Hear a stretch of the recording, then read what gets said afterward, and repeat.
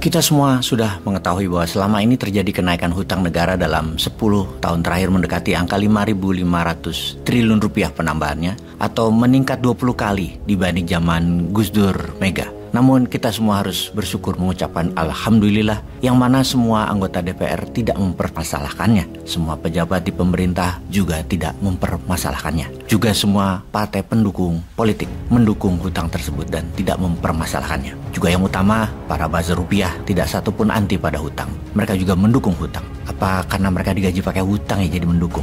Iya mungkin juga. Jadi sebagai rakyat di sini membuktikan bahwa kita rakyatlah yang dungu, yang tidak paham apa itu bernegara. Kita rakyatlah yang bodoh, tidak paham kelolaan negara dan tidak paham bagaimana uang dari negara lain harus digunakan di negeri kita. Itu jauh lebih benar. Berhutang pakai mata uang asing dan perlu negara lain untuk membangun itu jauh lebih benar. Bagaikan menumpas teroris separatis KKB pakai mercenaries, pakai tentara bayaran lebih benar daripada pakai pasukan elit Denjaka, Kopaska, Kopassus, Kopasgat yang untung tidak dilakukan TNI ya untuk hal ini. Kalau dipikir kita punya rupiah, kita punya material sumber daya alam, kita punya tenaga ahli, kita punya tentara. Lah kalau pakai asing semua ya buat apa ada rupiah? Buat apa ada pabrik? Buat apa tentara? Jadi provinsi Tiongkok aja atau jadi negara bagian Amerika aja sekalian. Gak usah repot jadinya kita urusan pemerintahan, cetak rupiah dan lain sebagainya. Piejal, setuju. Kita lanjut. Kita bukan membicarakan hutang kali ini. Kita membicarakan bernegara dengan cara elegan yang mungkin nanti bisa diterapkan oleh pemimpin yang baru dengan harapan oligar lama lengser diganti dengan UKMers. Para UKM yang jadi pada tajir, jadi pada sugih.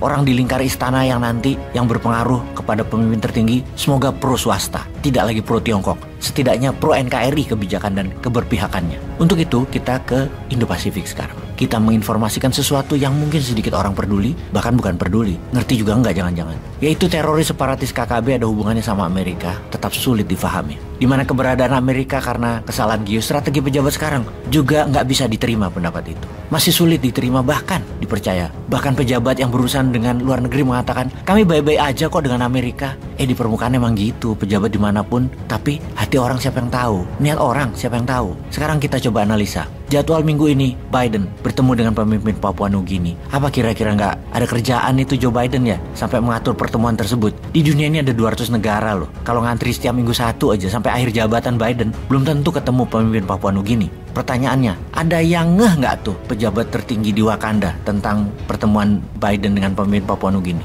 Ada gerakan lobbyis dan diplomasi di negara tetangga dekat Papua tersebut. Selamat merenung dan berpikir kalau peduli dengan Papua adalah bagian dari NKRI. Kalau tidak peduli ya silahkan urus pilpres dan pileg aja dah. Sahabat sebentar kita saksikan video ini sekilas. Maaf tidak ada teks subtitlenya, namun ini bisa Anda renungkan. Ini terjadi di Parlemen Inggris. Semoga bisa difahami. Second oral question, Lord Harris of Pentragarth. I beg leave to ask the question standing in my name on the order paper.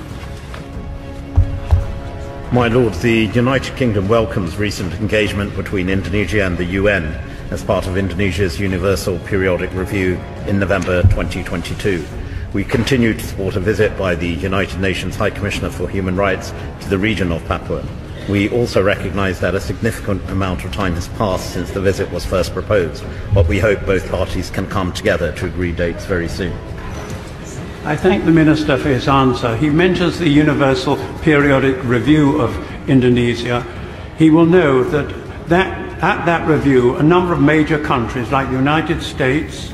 Baik, kita lanjut. Inilah yang disebut lobbyis barat, di mana mereka secara perlahan menggiring opini dunia, terutama dimulai dari Amerika dan sekutu baratnya, bahwa terjadi kejahatan kemanusiaan di Papua dan Papua adalah wilayah yang sungguhnya tidak dikelola dengan baik oleh Indonesia. Bahkan digiring opini bahwa Papua itu dijajah oleh Indonesia. Kembali ke strategi ambil Timor Timur oleh Barat. Kenapa Barat? Karena mata uangnya Timor Timur atau Timor Leste saat ini adalah dolar Amerika. Udah ya, cukup jelas ya, nggak dilanjutin lagi dah. Jadi mata uang Timor Leste adalah dolar Amerika. Baik. Kerusuhan di Dili, kerusuhan yang membuat tentara Indonesia dan milisi pro-Indonesia dituduh melakukan pembunuhan yang mengakibatkan kerusuhan sehingga puncaknya terjadi referendum di bawah kawalan UNAMED PBB. United Nations Mission on East Timor, UNAMED itu singkatannya. Yang mana Kingsley salah satu koordinatornya adalah penasihat militer Perdana Menteri Australia John Howard kala itu. Jadi adanya Australia itu kebetulan atau by design ya?